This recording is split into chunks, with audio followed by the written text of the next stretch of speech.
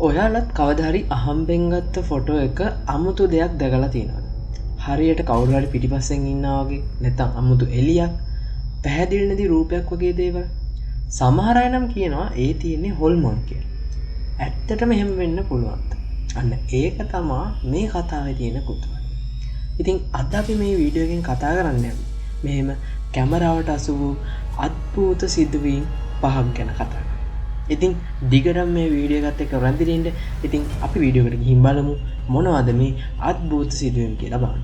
ඉතින් ඊට කලින් කියනවා මගේ channel එක තාම subscribe කරලා නැත්නම් දැන්ම අනිවාර්යෙන්ම subscribe කරන්න. ටියුලිප් පඩිපෙළේ හොල්මන. මේ සිද්ධිය වුණේ එංගලන්තේ ග්‍රීන්විච් වල තියෙන Queen's House කියන කෞතුකාගාරය. මේ කෞතුකාගාරය හරිම පරණයි. 17 වන සියවසේ තමයි මේක හදලා තියෙන්නේ. ඒ නිසා මේ වගේ පරණ තැන්වල අద్භූත දේවල් වෙන්න පුළුවන් කියලා ගොඩක් අය විශ්වාස කරනවා. ඉතින් 1966 දී රෙවරන් රෆල් හාඩි කියන මේ කෙනා මේ කෞතුකාගාරයට ගිහින් තියෙනවා. ඉතින් එයා ගියේ ඒකේ තියෙන ලස්සන ටියුලිප් මල් හැඩේ පඩිපෙළේ ෆොටෝ එකක් ගන්න. එයා මේ ෆොටෝ එක අරගෙන පස්සේ ඒක ඩෙවලොප් කරලා බලනකොට තමයි මේ අමුතු රූපය පෙනිලා තියෙන්නේ. ෆොටෝ එකේ පඩිපෙළ දිගේ සුදු පාටින් කාන්තාවගේ හැඩයක් පහළට එනවා වගේ පැහැදිලිව පෙන්වන කියලා තමයි එයා කියන්නේ. ඉතින් ඒ රූපෙට අත් දෙකක් දික් කරගෙන ඉන්නවා වගේත් පෙන්නලා තියෙනවා. ඉතින් මේ ෆොටෝ එක එළියට ආවස් පස්සේ ගොඩක් අය ඒක විශ්ලේෂණය කරලා තියෙනවා. සමහර කිව්වේ ඒක එළිය වැටිච්ච විදිය නිසා පේන මායාවක් වෙන්න පුළුවන් කියලා. තවත් සමහර කිව්වේ ඒක ඩබල් එක්ස්පෝෂර් නිසා වෙන්නේ නැති කියලා. ඒත් ඒ ෆොටෝ එක ගත්ත රෙෆරන්ට් හාඩි නම් ඒ වෙලාවේ එහෙම කිසිම දෙයක් උනේ නැහැ කියලා තමයි කියලා තියෙන්නේ. ඉතින් මේ ෆොටෝ එක වෙනස් කරලා නැහැ කියලත් එයා සහතික කරලා තියෙනවා. ඉතින් මේ කෞතුකාගාරේ වැඩ කරපු අය පවා මේ පටිපෙළ ළඟ අමුතු දේවල් දැකලා තියෙනවා කියලත් කතා පැතිරලා තියෙනවා. ඉතින් සමහරු කියන විදියට ඒ තමයි මේ ගෙදර හිටපු කාන්තාවගේ හොල්මනක් කියලාත් කියනවා.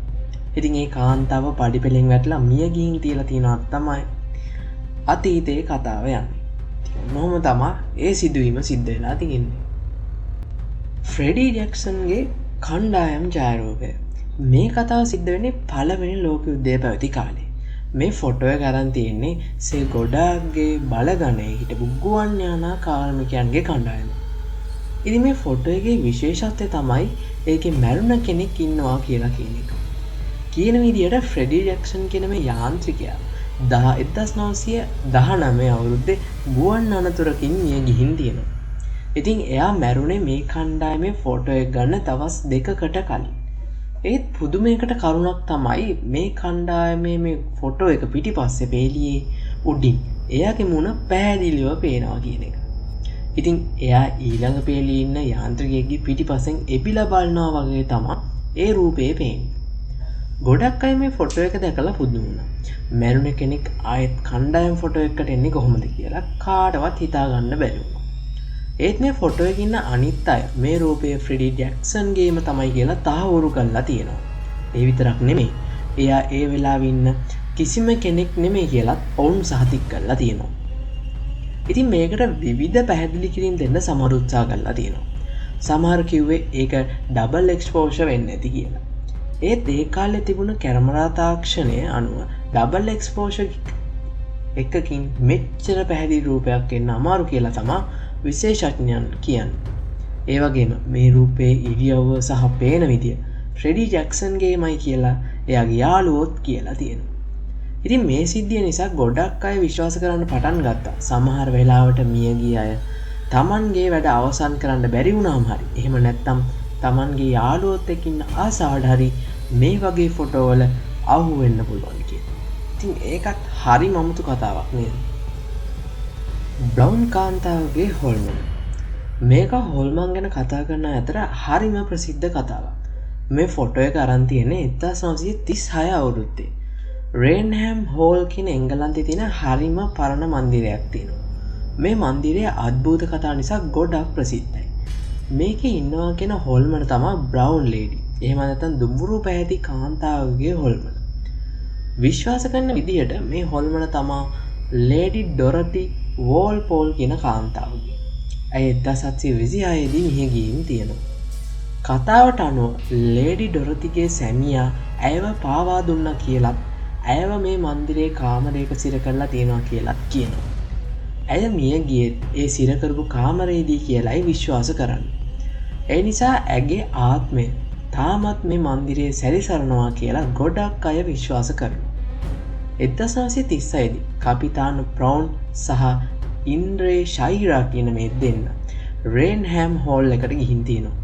කපිතාන් ප්‍රවුන් ෆොටෝ එක ගන්න කෙනෙක් ඉන්ද්‍රෝ ශෛරා තමයි එයාගේ සහායකයා. ඔවුන් පඩිපෙරලා ගිහිද්දි තමයි මේ අමුතු රූපය දැකලා තියෙන්නේ. ඉන්ද්‍ර ශෛරා තමයි ඒ වෙලාවේ මේ රූපය පඩිපෙළ දිගේ යනවා දැකලා කෑ ගහලා තියෙන්නේ. කපිතාන් ප්‍රෝන් ඉක්මනට කැමරාව අරන් ඒ දිහාට ෆොටෝ එකක් අරන් තියෙනවා. ඒ ෆොටෝ එක ඩෙවලොප් කරලා බලනකොට තමයි දුඹුරු පාට ඇඳුමක් ඇඳගත්තු කාන්තාවගේ රූපයක් පැහැදිලිව පෙන්ලා තියෙන්නේ. ඒ රූපයට මූණක් පැහැදිලිව පේන්නේ ඒත් කාන්තාවගේ හැඩයක් තියෙනවා. මේ ෆොටෝ එක පස්සේ කාලෙක ගොඩක් පත්තරවලත් පළවෙලා තියෙනවා. මේ ෆොටෝ එක ඇත්තද බොරුද කියලා ගොඩක් අය විවාද කරා. සමහර කිව්වේ ඒක එළිය වැටිච්ච විදිහෙන් වෙන්න පුළුවන් දෙයක් කියලා. තවත් සමහර කිව්වේ ඒ ෆොටෝ එක වෙනස් කරලා හදපු එකක් වෙන්න පුළුවන්ලු කියලා. ඒත් මේ ෆොටෝ එක ගත්ත කපිටන් ප්‍රෝන්සා ඉන්ද්‍ර ශෛලා නම් ඒ වෙලාවේ ඇත්තට මේ රූපේ දැක්ක කියලා දිවුරලම කියනවා. ඒ නිසා මේ ෆොටෝ එක තාමත් ගොඩක් අය හොල්මන් ඇත්තයි කියලා විශ්වාස කරන්න හේතුවක් වෙලා තියෙනවා. ඇමිතිවිල් හොල්මන් ගෙදර ජනේලේ රූපය. මේ කතාව ඇත්තරම ගොඩක් බය හිතෙන එකක්. මේක පදනම් වෙලා තියෙන්නේ ඇත්තටම සිද්ධ වුණා කියන ඛේදජනක සිදුවීමක් සහ පස්සේ ගෙදර පදිංචිට ආව පවුලකට මුහුණ දෙන සිදුව අද්භූත අත්දැකීම් කිහිපයක් මතයි. ඇමිතිවිල් කියන්නේ ඇමරිකාවේ නිව්යෝක් ප්‍රාන්තයේ තියෙන ගමක්. 1974 අවුරුද්දේ රොනාල්ඩ් ඩියෝගෝ ජූනියර් කියන තරුණයා එයාගේ පවුලේ 6 දෙනෙක් වූ මේ ගෙදර වෙඩි තියලා මරලා දාලා තියෙනවා. මේ සිද්ධිය ඇමරිකාව පුරාම ලොකු කතා බහක් ඇති කරා. ඊට පස්සේ 1975 අවුරුද්දේ ජෝර්ජ් සහ කැති ලූ කියන අඹු සැමිවල මේ ගේ මිලදී අරගෙන එයාගේ දරුවොත් එක්ක පදිංචිට ගිහින් තියෙනවා. ඒත් ඔවුන්ට මේ ගෙදර ඉන්න ලැබුණේ දවස් 28ක් විතරයි. ඔවුන් පස්සේ කිව්වේ ඒ ගෙදර හරිම අමුතු දේවල් වෙනවා දැක්කා කියලා. දොරවල් තනියම වැහෙනවා, බිත්තිවලින් අමුතු සද්ද ඇහෙනවා, සීතල සුළං වදිනවා වගේ ගොඩක් අద్భుත දේවල් ඔවුන්ට දැනුණා කියලායි ඔවුන් කියලා තියෙනවා. ඒ විතරක් නෙමෙයි ජෝර්ජ් ලූට්ස් නම් නිතර නරක හිණ පෙන්ලා තියෙනවා. එයාගේ හැසිරීමත් වෙනස් වෙලා තියෙනවා. ඉතින් ඔවුන් මේ ගෙදරින් පදිංචිය මාරු කරලා ගියාට පස්සේ මේ ගෙදර ගැන පොතක් සහ චිත්‍රපටයක් පවා හැදුවා. ඒක හරිම ජනප්‍රිය වුණා. මේ අතර 1976 අවුරුද්දේදී ජෙනිෆර් ඕනිල් කියන පර්යේෂකෙක් මේ ගෙදර හිස්ව තිබුණු කාලේ ෆොටෝස් ටිකක් අරන් තියෙනවා. ඒ ෆොටෝ එක තමයි ජනේලකින් අමුතු රූපයක් කෙපිලා බලනවා වගේ දෙයක් පෙන්ලා තියෙන්නේ. ඒ රූපෙට ඇස් දෙකක් දිලිසෙනා වගේ පෙන්නා කියලා තමයි සමහරු කියන්නේ. ගොඩක් අය විශ්වාස කරන්නේ ඒ 1974 දී මිය ගිය ඩිෆියෝ පවුලේ එක දරුවෙක්ගේ හොල්මන වෙන්නේ නැති කියලා. ඒත් මේ ෆොටෝ එක ඇත්තද බොරුද කියලා හරියටම කියන්න කාටවත් බෑ. සමහර කිව්ව එක එළිය වැටිච්ච විදිය නිසා වෙන මායාවක් වෙන්න පුළුවන් කියලා. කොහොම වුණත් ඒක ඇමිතිවිල් කතාවත් මේ ෆොටෝ එකත් තාමත් ගොඩක් අතර බය සහ කුතුහලය ඇති කරන දෙයක් වෙලා තියෙනවා. නියුබි ඇබෙහි අද්භූත රූපය.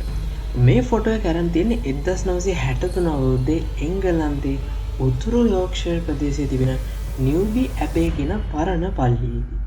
මේ පල්ලියත් හරිම පරණයි. ඒ නිසා මේ වගේ පරණ තැන්වල අద్භූත දේවල් තියෙන්න පුළුවන් කියලා ගොඩක් අය විශ්වාස කරනවා. 1963 දී කෙනෙක් මේ පල්ලියේ නටමුන් බලන් ගිය වෙලාවේ පල්ලියේ පූජාසනයේ පැත්තෙන් ෆොටෝ එකක් අරන් තියෙනවා. ඒ ෆොටෝ එක ඩෙවලොප් කරලා බලනකොට තමයි හරිම අමුතු රූපයක් පෙන්නලා තියෙන්නේ. ඒ රූපය සාමාන්‍ය මිනිස්සුන්ට වඩා ගොඩක් උසයි. ඒ වගේ මේ රූපයට පැහැදිලි මූණක් පේන්නත් නැහැ. ඒත් ඒක මිනිස් හැඩයක් ගන්න. ඒ රූපේ සුදු පාටින් දිලිසෙලක් තියෙනවා. ඉතින් ඒ වෙලාවේ ෆොටෝ එක ගන්නකොට එතන මේ රූපේ වගේ කිසිම දෙයක් හිටියේ නැහැ කියලායි ෆොටෝ එක ගන්න කෙනා සහ එයත් එක්ක ගිය අනෙක් අය කියලා තියෙනවා. ඉතින් මේ ෆොටෝ එක එළියට ආවට පස්සේ ගොඩක් අය ඒ ගැන විවිධ මත පළ කළා. සමහරු කිව්වේ ඒක ඩබල් එක්ස්පෝෂර් වෙන්නත් පුළුවන් කියලා. ඒත් ඒ ෆොටෝ එක හොඳින් පරීක්ෂා කර විශේෂඥයන් නම් කිව්වේ ඒක ඩබල් එක්ස්පෝෂර් එකක් නෙමෙයි කියලා. ඒ වගේම ඒක වෙනස් කරලා හද ෆොටෝ එකකුත් නෙමෙයි කියලායි ඔවුන් සහතික කරේ. ඉතින් මේ පල්ලිය ගැනත් විවිධ අද්භූත කතා පැතිරලා තියෙනවා. ඒ කාලේ හිටපු අය කියන්නේ මේ පල්ලියේ භික්ෂුවගේ හොල්මන මේ විදියට ෆොටෝ එකට අහුවෙන්නේ කියලා. ඒ භික්ෂුව හරි මුස කෙනෙක් කියලත් ඒ අය මතක් කරනවා. ඒ නිසා ගොඩක් අය ඒ රූපය භික්ෂුවගේ හොල්මන කියලයි විශ්වාස කරලා තියෙනවා. ඉතින් කොහොම වුණත් මේ නිව්බි ඇබෙහි අද්භූත රූපය තාමත් විසඳන්න බැරි අභිරහසක් වෙලා තියෙනවා.